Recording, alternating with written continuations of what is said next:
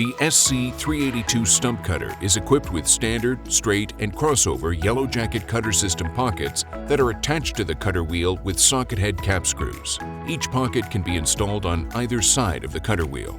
The maintenance manual provides specific instructions on how to change teeth, so please refer to it to enable you to have all the information necessary.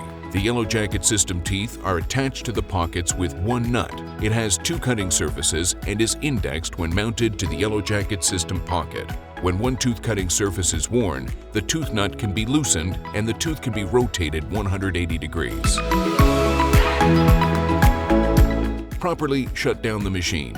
Refer to the maintenance manual for the shutdown procedure for your stump cutter.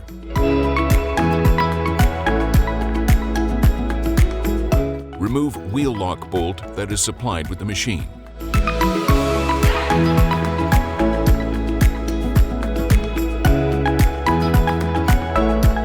Align the holes and insert the bolt through the frame and cutter wheel to keep the cutter wheel from turning.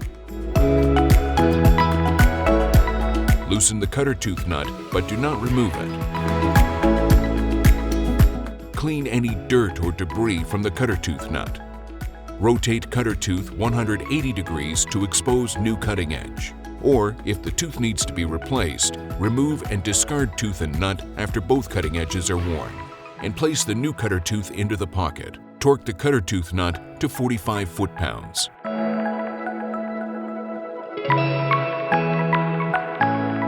Remove the wheel lock bolt that is holding the cutter wheel from turning and place in storage.